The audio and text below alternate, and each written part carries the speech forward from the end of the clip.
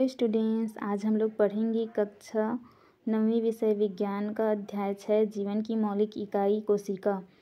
सबसे पहले देखते हैं अभ्यास के प्रश्न, जिसमें सही विकल्प और खाली स्थान पुस्तक के पीछे में दिया रहता है, देख लीजिएगा। ठीक है, पहला प्रश्न है, प्रारूपिक पादप कोशिका का चित्र बना करके निम्नलिखित अंकों को नामांकित करें। कोशिका भित्ति, केंद्रक, क्लोरोप्लास्ट, रिक्तिका। अच्छा से डायग्राम बना लीजिएगा और नामांकित कर लीजिएगा। ठीक है। दूसरा प्रश्न है, कोशिका झिल्ली और कोशिका भित्ति में एक अंतर लिखिए। उत्तर है, जंतु कोशिका में बाहरी परत केवल कोशिका झिल्ली होती है, जो कि वसा तथा प्रोटीन की बनी होती है। इसे केवल इलेक्ट्रॉन सूक्ष्मदर्शी से देखा जा सकता है, किंतु पादप कोशिका में कोशिका झिल्ली के बाहर सेल्यूलोज से बनी हुई मजबूत परत मिलती है, जो कोशिका भित्ति कहलाती है। पादप व जंतु कोशिका में एक मुख्य अंतर है। दूसरा है, प्रारूपिक जंतु जगत कोशिका का नामांकित चित्र बनाइए। प्रारूपिक जंतु कोशिका का नामांकित चित्र बनाना है। ठीक है, उत्तर दिया हुआ है, आप लोग भी अच्छा से डायग्राम बना लीजिएगा और अच्छा से नामांकित कर लीजिएगा। ठीक है। चौथा प्रश्न है, प्रोकैरियोटिक कोशिका यूकैरियोटिक कोशिका से किस प्रकार भिन्न है। उत्तर है, प्रोकैरियोटिक कोशिका तथा यूकैरियोटिक कोशिका में अंतर। तीन कॉलम बना लेंगे। ठीक है, आप चाहें तो चौथा कॉलम भी बना सकते हैं, जिसमें क्रमांक डाल सकते हैं। पहले में हम लोग लक्षण लिखेंगे, दूसरा में प्रोकैरियोटिक कोशिका और तीसरा में यूकैरियोटिक कोशिका। पहला अंतर क्या देखेंगे, आकार के आधार पर अंतर देखेंगे, है ना। तो क्या है, ये प्राथमिक प्रकार की कोशिकाएं हैं जिनका आकार 5 μm से कम होता है। यूकैरियोटिक में क्या है, इनका आकार 5 μm से अधिक होता है। ठीक है। दूसरा अंतर है केंद्रक। इसके केंद्रक के चारों तरफ केंद्रक झिल्ली नहीं पाई जाती है। इसके केंद्रक के चारों तरफ केंद्रक झिल्ली पाई जाती है। तीसरा अंतर क्या है, गुणसूत्र यह केवल केंद्रीय अम्लों की श्रृंखला के रूप में पाया जाता है। यह केंद्रीय अम्लों एवं प्रोटीन की व्यवस्थित संरचना के रूप में होता है। फिर चौथा अंतर है कोशिकाभ। इसमें विकसित कोशिकांग जैसे माइटोकॉन्ड्रिया, लवक, FR, गाल्जिकाएँ, लाइसोसोम इत्यादि नहीं पाई जाती है। इसमें सभी विकसित कोशिकांग पाए जाते हैं। पांचवा अंतर है विभाजन। समसूत्री विभाजन नहीं होता है, समसूत्री विभाजन होता है। पांचवा प्रश्न है, कोशिका सिद्धांत जीवों की संरचना के बारे में आपकी समझ की स्पष्ट करता है, कैसे समझाइए। उत्तर है, स्वीडन स्वान और रुडोल्फ विर्चॉ द्वारा प्रतिपादित कोशिका सिद्धांत स्पष्ट करता है कि पहला है, सभी सजीव कोशिका तथा उसके समूह से बनते हैं। दूसरा है, कोशिका जीवों की संरचनात्मक तथा क्रियात्मक इकाई है। तीसरा है, सभी कोशिकाएं पहले से अस्तित्वमान कोशिकाओं से पैदा होती हैं।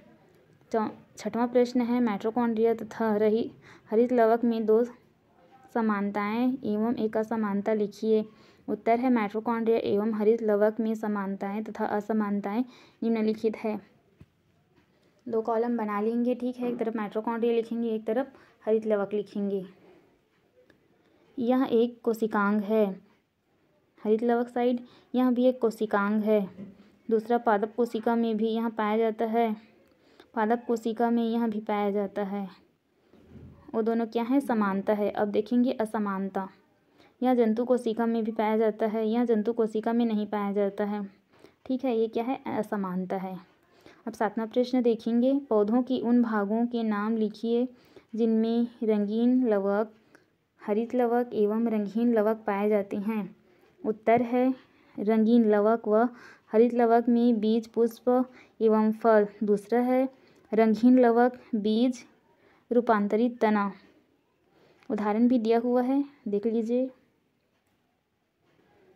8वां प्रश्न है, अंतः झिल्ली तंत्र की क्रिया विधि को समझाइए। उत्तर है, प्रोटीन संश्लेषण की क्रिया के वक्त राइबोसोम अंतः परद्रव्य जालिका से संयुक्त हो जाते हैं और उसमें निर्मित होने वाली प्रोटीन अंतः परद्रव्य जालिका की गुहा में प्रविष्ट हो जाती हैं। यहाँ से सूक्ष्म थैलियों में प्रोटीन गाल्जिकाएँ तक प्रेषित किए जाते हैं। गालजिकाएँ इनकी पैकेजिंग का कार्य करता है, अर्थात अधिक से अधिक प्रोटीन की थैली में भरा जाता है।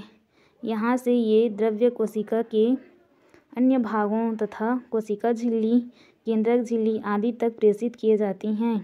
ये द्रव्य अनेक कार्य तथा झिल्ली की मरम्मत में, झिल्ली के निर्मित होने में काम आते हैं अथवा बाहर स्रावित कर दिए जाते हैं। ठीक है। 9वां प्रश्न है, कोशिका प्रायः छोटी होती हैं क्यों? कोशिका में विभिन्न पदार्थ अथवा पोषक पदार्थ, उत्सर्जित पदार्थ, विभिन्न गैस इत्यादि का आवागमन होता है, जो कि कोशिका झिल्ली के पृष्ठीय क्षेत्र से होता है। विभिन्न पदार्थ का आवागमन अल्प दूरी, न्यून समय में होता है, तो जो ऊर्जा का व्यय भी कम होता है। यह तभी हो सकता है जब कोशिका छोटी हो। यदि कोशिका बड़ी हो तो जैविक क्रियाओं में संपन्न करने हेतु ज़्यादा मात्रा में पोषक द्रव्यों की जरूरत होगी। आकार बढ़ने से आयतन की अपेक्षा पृष्ठीय क्षेत्रफल में कम बढ़ोतरी होती है। इस स्थिति में कोशिका के द्रव्यों का अंतःग्रहण की मांग पृष्ठ द्वारा पूरी नहीं हो पाएगी। फलस्वरूप जैविक क्रियाओं की गति सुस्त हो जाती है। भोजन पकने की प्रक्रिया के दौरान हम प्रायः सब्जियों में नमक डालते हैं। नमक डालने के बाद सब्जियों से पानी बाहर निकलता है, ऐसा क्यों होता है, समझाइए।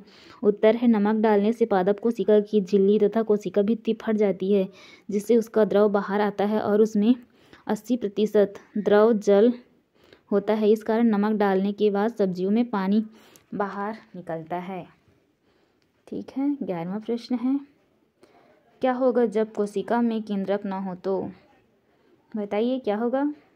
कोशिका में केंद्रक उपापचयी कार्यों का नियंत्रण, आनुवांशिक गुणों का अगली पीढ़ी में स्थानांतरण, कोशिका चक्र का नियंत्रण, केंद्रिका में आरएनए का संश्लेषण आदि महत्वपूर्ण कार्य करता है। यदि कोशिका में केंद्रक न हो तो उक्त कार्य बाधित होगा। कोशिका की प्लाज्मा झिल्ली फट जाए। उत्तर है, कोशिका झिल्ली कार्य निम्नलिखित हैं। परासरण की क्रिया द्वारा विलायक अणुओं का आवागमन, सांद्रता प्रवणता के विपरीत सक्रिय अभिगमन। तीसरा है कोशिका के वर्ज्य पदार्थों का निष्कर्षण। चौथा है ठोस एवं द्रव कणों में अंतर की ओर अभिगमन, क्रमशः एंडोसाइटोसिस और पिनोसाइटोसिस द्वारा प्लाज्मा झिल्ली के फटने से युक्त कार्य संपन्न कार्य नहीं हो पाएगा। तीसरा है रियों की पत्ती को पानी में उबालकर शक्कर के विलयन में डाला जाए। जो रियों की पत्ती होती है ना, उसको क्या करना है, शक्कर के पानी में डालना है।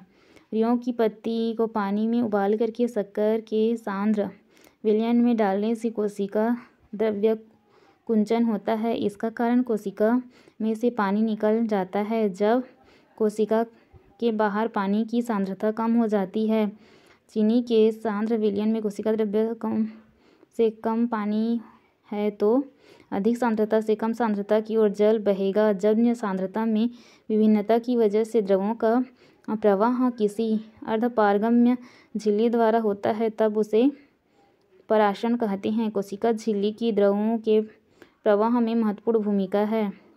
चौथा है कोशिका से गालजिकाएँ की निकाल दिया जाए।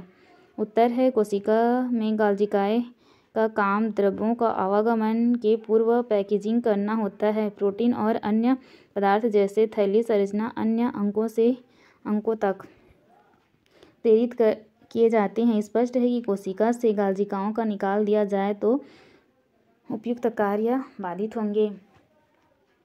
ऐसे ही यूजफुल हैंडराइटिंग नोट्स के लिए चैनल में बने रहिएगा। Thank you for watching. मिलते हैं अगले वीडियो में।